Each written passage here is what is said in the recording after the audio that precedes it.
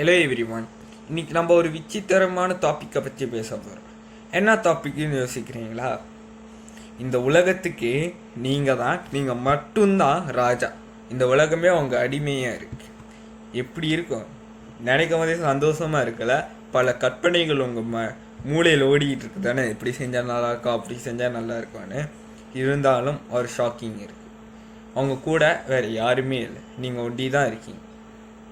சுருக்கமாக சொல்லப்போனால் இன்றைக்கி ராத்திரி நீங்கள் தூங்குறீங்க, அம்மா கூட பேசிக்கிட்டு, எப்பவும் போல் அம்மா கூட பேசிக்கிட்டு, வாட்ஸ்அப்லாம் பார்த்துட்டு, ஃபேஸ்புக்கெலாம் பார்த்துட்டு படுத்து தூங்குறீங்க. காலைல எஞ்சி பார்க்கும்போது எப்பயுமே வந்து காலையில் அம்மா தான் வந்து எழுப்பிவிடுவாங்க, போய் குளிடா அப்படிலாம் சொல்லுவாங்க. ஆனால் வந்து அன்றைக்கி அம்மா வரல, நீங்கள் தான் சொந்தமாக எழுந்திக்கிறீங்க. எழுஞ்சி பார்த்தா வீட்டில் போய் பார்த்தா ரூம் விட்டு வெளியே போய் பார்த்தா யாருமே இல்லை. அப்பா அம்மா அக்கா தங்கச்சி யாருமே இல்லை. உங்கள் குடும்பத்தை சம்மந்தப்பட்டவங்க. வீட்டில் நீங்கள் ஒண்டி தான் இருக்கிறீங்க. நீங்கள் நினைக்கிறீங்க வெளியே எங்கேயாச்சும் போயிருப்பாங்க, நம்மளை தூங்கட்டும், தொந்தரவு பண்ண வேண்டாம்னு நினச்சிட்டு போயிருப்பாங்கன்னு சொல்லி நீங்கள் நினைக்கிறீங்க. அப்போ போய்ட்டு வாட்ஸ்அப் பார்க்குறீங்க. வாட்ஸ்அப்பில் வந்து ஒரு குட் மார்னிங் மெசேஜ், எந்த ஒரு மெசேஜும் இல்லை. ஷாக் ஆகிறீங்க பார்த்தோன்னே. என்னடா இது, ஒரு நாளில் எப்படியாவது 10-15 குட் மார்னிங் மெசேஜாச்சும் வருமே, ரொம்ப ஷாக்கிங்காக இருக்கேன்னு யோசிக்கிறீங்க. அப்போ வந்து அந்த வாட்ஸ்அப்பில் ரீசெண்டாக வந்த உங்கள் ஃப்ரெண்ட்ஸோட டைமிங்கும் அதெல்லாம் பார்க்குறீங்க. அதெல்லாம் நீங்கள் கடைசியாக அவங்க கூட சேட் பண்ணும்போது இந்த டைமிங் தான் இருக்குது. ரீசெண்டாக யாருமே அந்த வாட்ஸ்அப்பை பார்க்கல. ஷாக்காக இருங்க அதை பார்த்தோன்னே. அப்புறம் ஃபேஸ்புக் பாருங்க. ஃபேஸ்புக்கில் போய் பார்த்தா அதே மாதிரி தான். ரீசெண்டாக எந்த ஒரு போஸ்ட்டும் போஸ்ட் பண்ணல, எந்த ஒரு வீடியோஸ் ஃபோட்டோ எதுவுமே புதுசாக எல்லாம் பழசாகவே தான் இருக்குது. நீங்கள் பார்த்தோன்னு ரொம்ப வியச்சி போகிறீங்க. என்னடா நடக்குதுன்னு யோசிக்கிறீங்க. வெளியே பார்த்தா உங்கள் நெய்பர்ஸும் உங்கள் ஏரியாவில் உள்ள யாருமே இல்லை. ஒரு காக்கா கூட உங்களால் பார்க்க முடியல. பார்த்தோன்னே ரொம்ப ஷாக்கிங் ஆகுறீங்க. என்னடா நடக்குதுங்க, நம்ம ஒண்டி தான் இருக்குமா, நம்ம ஏரியாவிலே யாருமே இல்லைன்னு அப்படி யோசிச்சுட்டு இருக்கும்போது திடீர்னு உங்கள் காடியை எடுத்துகிட்டு போயிட்டு உங்கள் பக்கத்து ஏரியாலாம் பார்க்குறீங்க.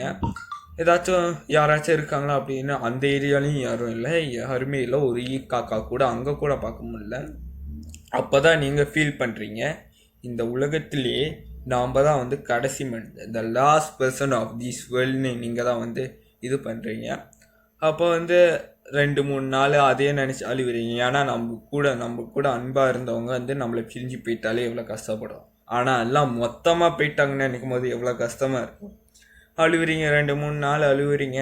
அப்புறம் வந்து நீங்கள் வந்து என்னது தெரிஞ்சுக்கிறீங்க, நம்ம இனிமேல் இப்படி தான் இருந்தாகணும், வேறு ஒன்றும் பண்ண முடியாது அப்படின்னு சொல்லிட்டு.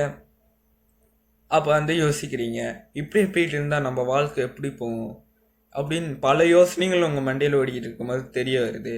இந்த மாதிரி ஒரு பர்சனும் இல்லாமல், ஒரு மனிதனும் இல்லாமல் உலகம் எப்படியாச்சும் இயங்குமா? முடியாது.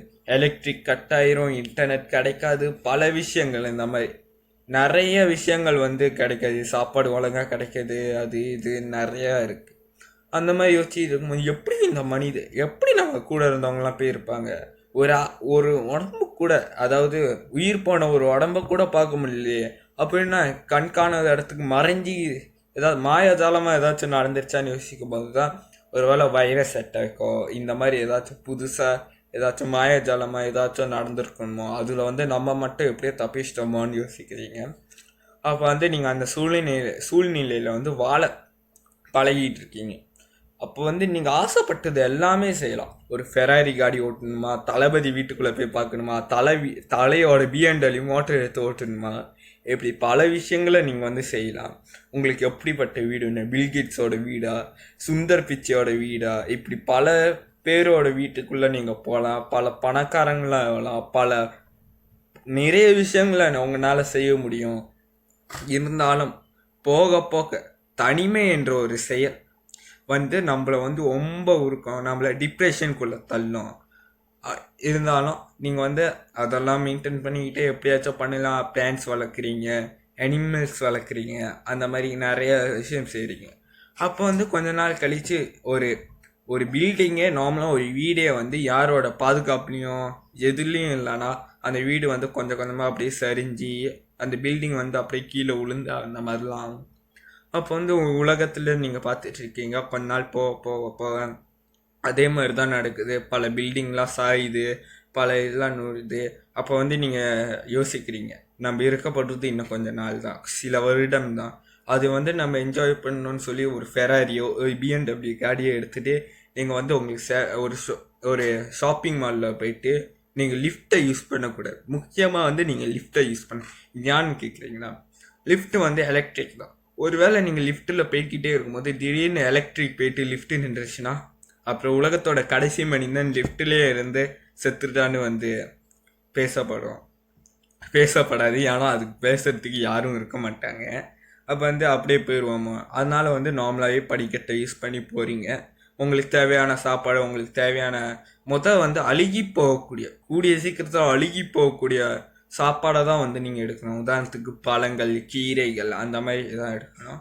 அந்த மாதிரி எடுத்துகிட்டே காடியில் வச்சுட்டு அப்புறம் கேன் சாப்பாடு, அதாவது சார்டின், அந்த மாதிரி நிறைய விஷயங்கள் அதெல்லாம் வந்து எடுத்து நீங்கள் வச்சுட்டு போகிறீங்க. உலகத்தை சுற்றி பார்ப்போம் அப்படின்னு போகிறீங்க. இப்போ மலேசியாவிலேருந்து தைலண்ட்லேருந்து பேங்காக் அப்படி நிறைய இடத்துக்கு போகிறீங்க. போய் சுற்றிக்கிட்டே இருக்கும் போது தான் தெரியுது வைல்ட் அனிமல்ஸ், யானை, சிங்கம் அப்படிலாம் வந்து காட்டுல இருந்து கொஞ்சம் கொஞ்சமாக வெளியாக வந்துக்கிட்டு இருக்கு. நம்ம வந்து இதுலேருந்து எப்படியாச்சும் பாதுகாக்கணும் அப்படின்னு யோசிக்கிறீங்க. அப்போ வந்து ஒரு பாதுகாப்பான இடம் உங்களுக்குன்னு ஒரு பிராணி, ஏதாவது நாயோ ஒரு நாய்க்குட்டியோ அந்த மாதிரி வளர்க்க ஆரம்பிக்கிறீங்க. அதாவது உங்களுக்கு சேஃபாக இருக்கணும்னு. அப்போ வந்து நிறைய பொல்யூஷன்ஸ் ஏற்பட வாய்ப்புகள் உண்டு. ஏன்னா வந்து பல அதாவது தொழிற்சாலைகள் உள்ள கழிவுகள்லாம் வந்து அப்படியே இருக்கும். நாள் போக போக வந்து அது கொஞ்சம் கொஞ்சமாக வெளியாகும். அப்போ வந்து தண்ணியில் பட வந்து நம்ம பொல்யூஷன்ஸ் நிறைய ஏற்படும். அதனால் அதுக்கிட்டேருந்து நீங்கள் எப்படியாச்சும் பாதுகாக்கணும். சுத்தமான தண்ணியை எப்படி எடுக்கிறது நீங்கள் கற்றுக்கணும். பல விஷயங்கள் வந்து போக போக எலக்ட்ரிக் இதாகிடும். அப்போ வந்து நீங்கள் சோலார் சிஸ்டம் தான் யூஸ் பண்ணணும். அதுக்குன்னு நீங்கள் படிச்சிருக்கணும், புத்தகங்களில் படிக்கணும், பல விஷயங்களில் படித்து தான் சரிங்க சேஃபாக இருக்கீங்க. இப்படி நீங்கள் வந்து ஒரு உலகத்தின் கடைசி மனிதன் என்ற ஒரு இதில் இருந்தீங்கன்னா, the last man of this வேர்ல்டுன்னு இருந்தீங்கன்னா, நீங்கள் என்னென்னலாம் ஒருவேளை அடுத்த ஜெனரேஷன் இருக்காது, ஒருவேளை ஒரு புது ஸ்பீசிஸ் வந்து இந்த உலகத்தில் உருவானிச்சுன்னா என்ன, நீங்கள் வந்து மனிதன் ஒருத்தவங்க வந்து இந்த உலகத்தில் வாழ்ந்துருக்காங்க. இதுக்கு முன்னுக்கு வந்து சில நிறைய ஸ்பீசிஸில் இந்த உலகத்தில் வாழ்ந்துருக்கு அப்படின்னு அவங்களுக்குலாம் விற்றுட்டு போக வந்து என்னென்ன ஆசைப்படுறீங்க, என்னத்தை விட்டுட்டு போகணுன்னு ஆசைப்படுறீங்க, அதெல்லாம் வந்து கமெண்ட்ஸில் ஷேர் பண்ணுங்கள். ஒருவேளை நீங்கள் கடைசி மனிதனாக இருந்தால் என்னென்னலாம் செய்ய ஆசைப்படுவீங்க அதையும் வந்து கமெண்ட்ஸில் ஷேர் பண்ணுங்கள்.